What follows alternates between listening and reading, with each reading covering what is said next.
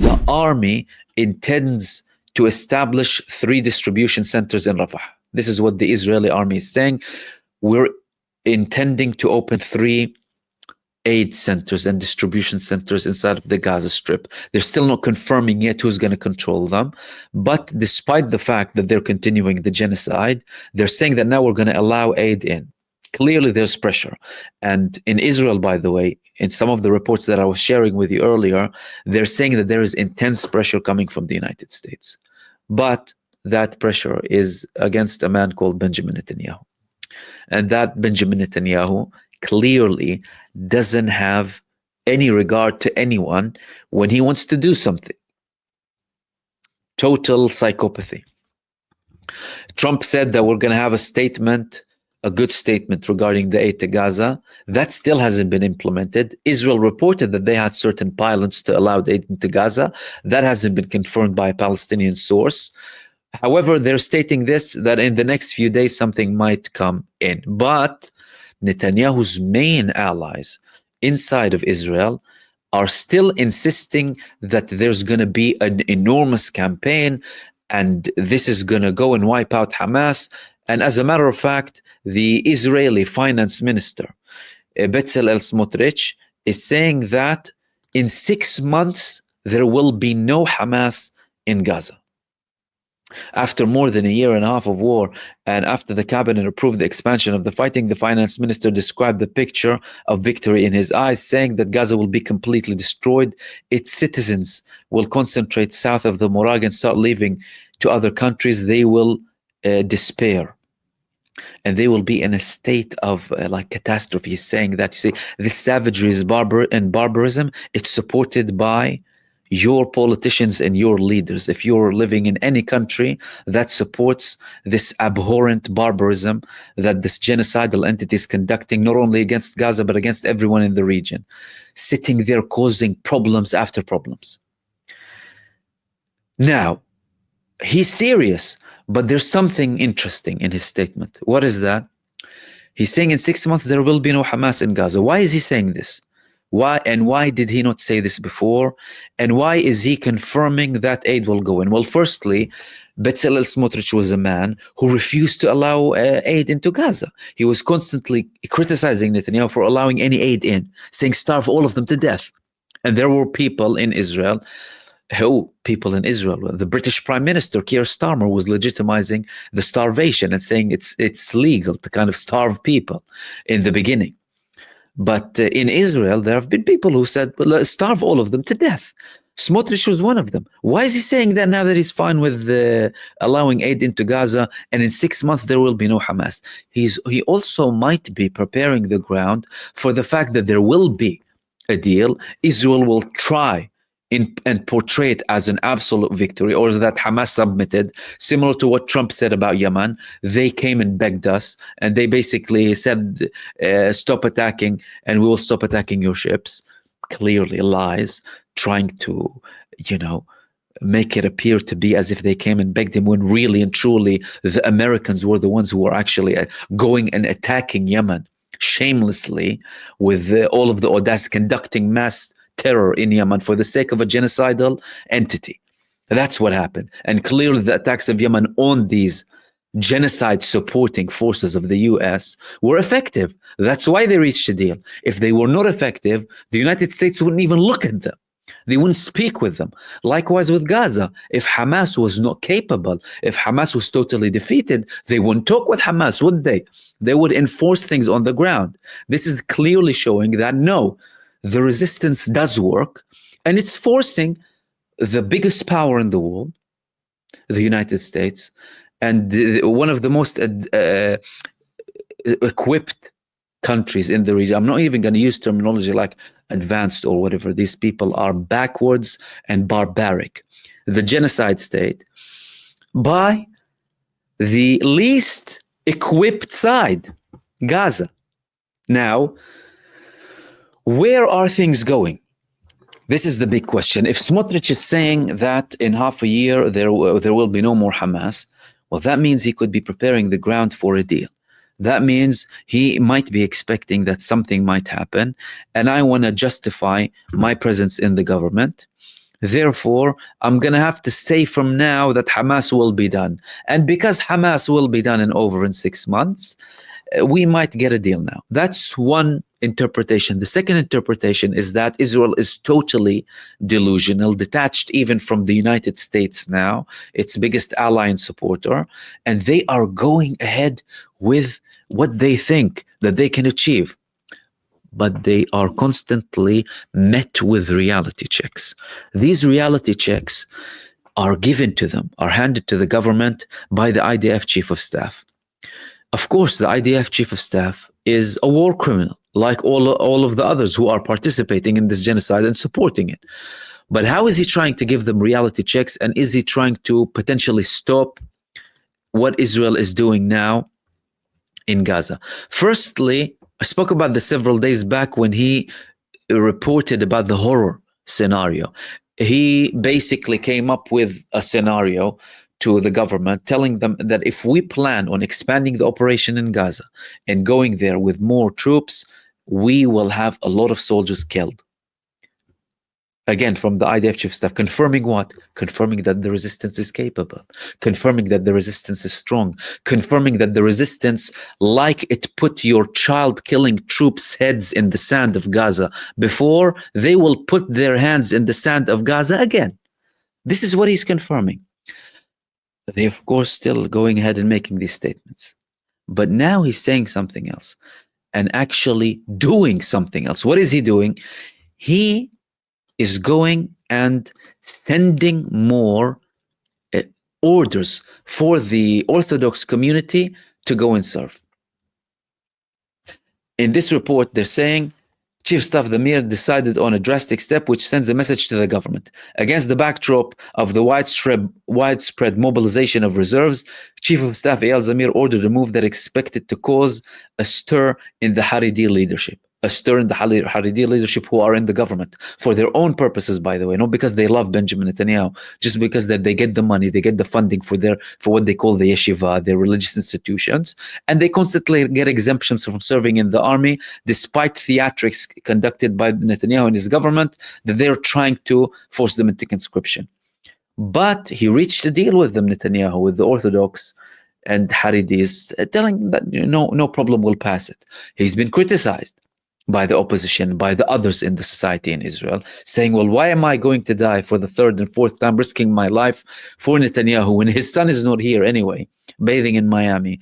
And over half of the state almost are getting an exemption for religious purposes. So he already gave them an exemption.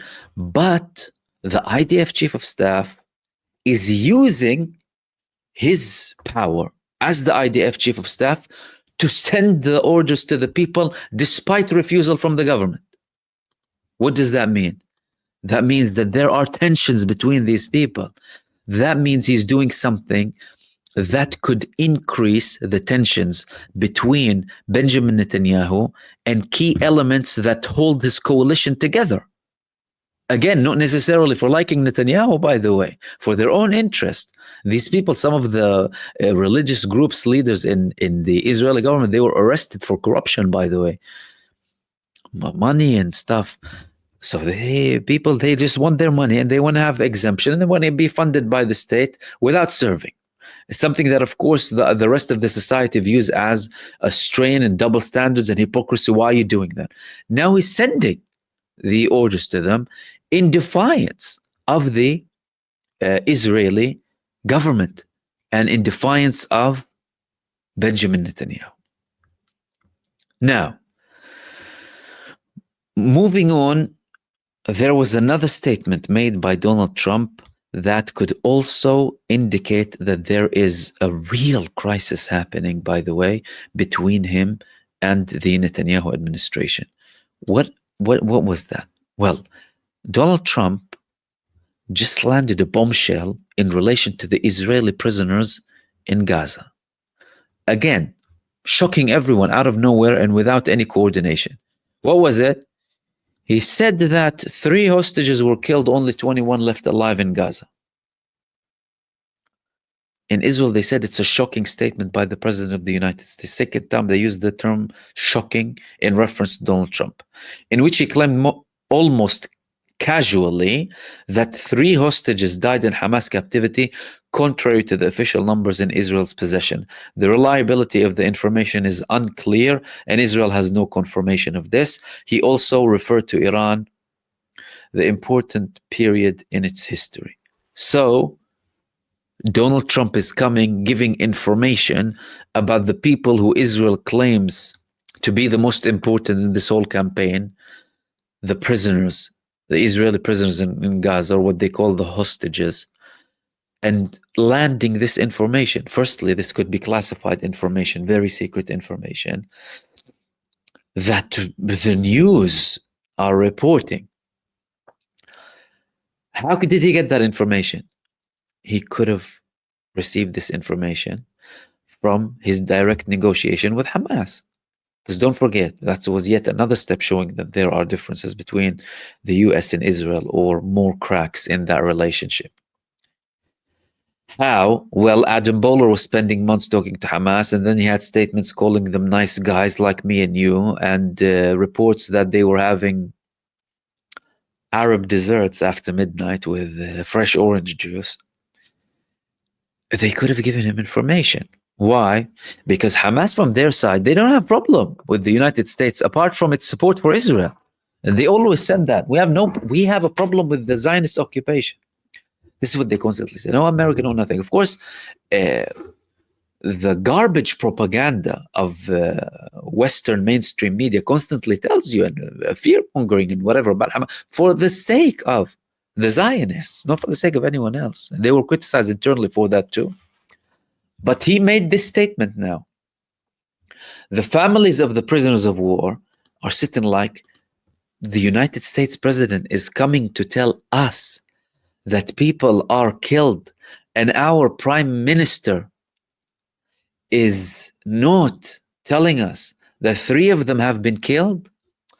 Do you see how that could be a deliberate attempt or a deliberate move coming from Donald Trump to show Benjamin Netanyahu in a bad way to the Israeli public?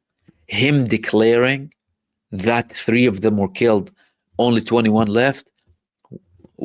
Who's the one to look at now? Netanyahu. The people tell him, well, why are you keeping this information for us? Why is the American president saying this? You're supposed to be best friends with him.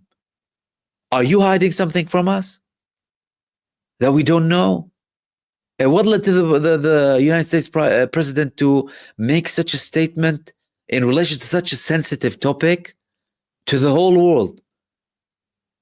And if it's true, then look, you are killing the Israeli prisoners inside of Gaza for your own interest and for your own benefit. This is serious. This is serious, and this could cause a lot of trouble for Benjamin Netanyahu, who already has a lot of trouble. Now, again, this could be a move, and the Israeli moves led by Netanyahu could be moves made as preparation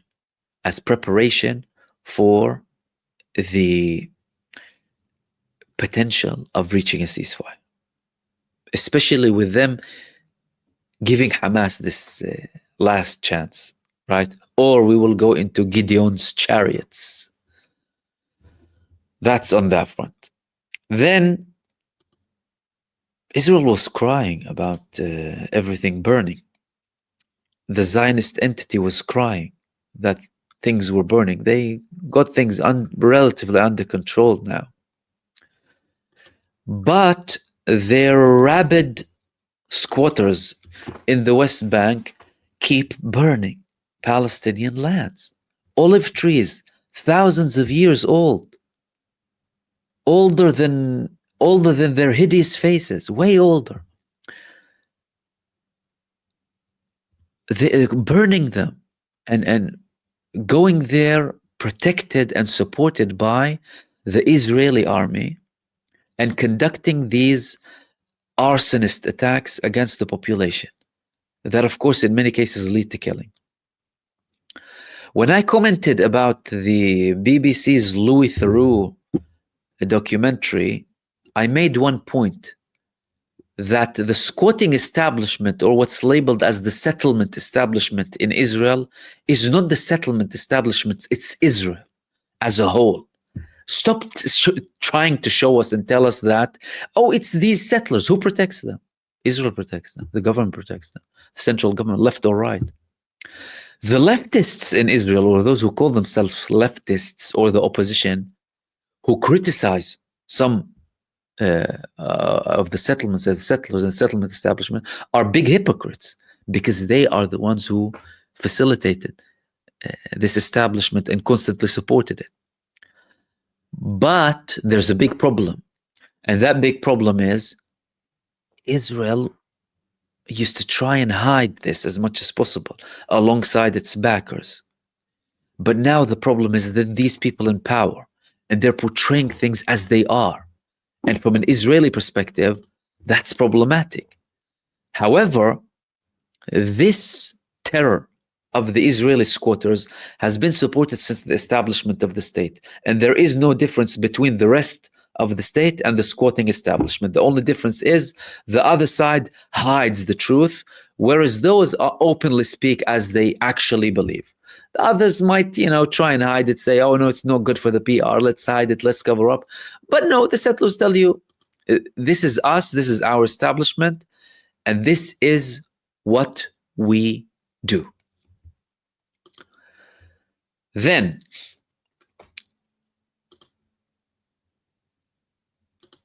the Palestinian president, Mahmoud Abbas, is visiting Lebanon. Why is he visiting Lebanon? He's visiting Lebanon to disarm the Palestinian resistance. Why exactly is he planning to disarm the Palestinian resistance? Because, well, there's no need for armed resistance against a very peaceful country that constantly, gives you whatever you want and gives you your rights and is so peaceful with you. Why should anyone have arms when we have such a wonderful country next to us that is giving us exactly everything that we want? He's going to Lebanon to try and coordinate with the Lebanese government how they will go into the refugee camps in Lebanon and start disarming the Palestinian resistance. Why? Because the Palestinian resistance participated in some of the actions of the Lebanese resistance against Israel when we had an escalation or an open front from Lebanon. And the Lebanese government recently made a statement, well, some figures in the Lebanese government criticizing Hamas, and now the Palestinian president is coming to Lebanon and saying this. But there's a very big problem, and you know what that problem is? That problem is the president, firstly, has no popularity or support in Palestine, let alone in Lebanon. In Lebanon, leaders of the Fatah movement have openly criticized the Palestinian president Mahmoud Abbas, who's the de facto leader of Fatah and the de facto president of the Palestinian Authority. Therefore, chances are slim that people are going to coordinate with him. Slight chances, by the way. And this man isn't liked. As a matter of fact, if you ask anyone in the West Bank, or most people in the West Bank, does Abu Mazen represent you? Does Mahmoud Abbas, the Palestinian president, represent you? They'll tell you he doesn't represent my shoe. Now, good luck to him trying to convince those in Lebanon to disarm or what have you. Again, unless it's part of a bigger strategy coming in Lebanon to defend Lebanon as a whole and to stop these aggressions that are coming. I mean, some people are talking about disarming. This is when everything is violated by the satanic state next to them, constantly being attacked by them, constantly being bombed by them, and they're going and saying, oh no, we should stop the resistance. Well, are you thinking straight? Who are you working for exactly? And this man, who's, by the way, a billionaire. His children are billionaires. They own hotel chains, lots of money. As a matter of fact, even the UAE, one of the UAE representatives in one meeting that they had with the Arab states called them the authority of Alibaba and the 40 thieves, because of how corrupt they are and how much they steal money. That's the reality of the Palestinian Authority led by Abu Mazen Mahmoud Abbas. And he's going to Lebanon. Good luck succeeding with that. But again, it shows you how misled and misguided and astray many of the Arab countries are in terms of leadership and people leading them. Again, a genocide happening for 1.5 years. Who's acting? Who's doing anything? Yemen. That's it.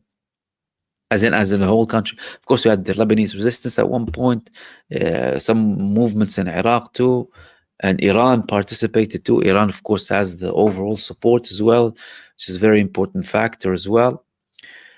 But no, some countries know that their priority is, oh no, stop doing anything. What has the other side given you? Any sort of what? Peace offers, or what? What did they give you? These people are supremacists by nature, supported by powers who are supremacists by nature. They view you as nothing. They look down at you. They look at you and laugh. And you're trying to please them? Are you even thinking? Plus, who on earth goes and gets rid of their power cards when they want to negotiate with someone? Whether it's in business or in politics or in anything. Oh, hello, I want to deal with you, but I have nothing to give. Please give me something. I mean, is there any logic to that? There is no logic for that. But it shows that this man is a small little puppet who is there doing a job. He is doing a job at the end of the day. And that job is to legitimize the continuation and the existence of the Israeli occupation. He is not there apart for that reason. The Palestinian Authority of the West, but under that authority, Israel expanded its squatting establishment, expanded the number of squatters from 100,000 to approximately 1 million, constantly killed people, instilled its apartheid of the West Bank, stolen more lands, expanded all of the what they call the settlements, abused more Palestinians, detained and killed and imprisoned and kidnapped more Palestinians, and besieged locations, starved many people, destroyed more homes. And this man is sitting there cooperating with them. As a matter of fact, under their thumb, doing as he's told. A puppet for the Zion. This is what he's doing. And he's trying to do that with Lebanon too.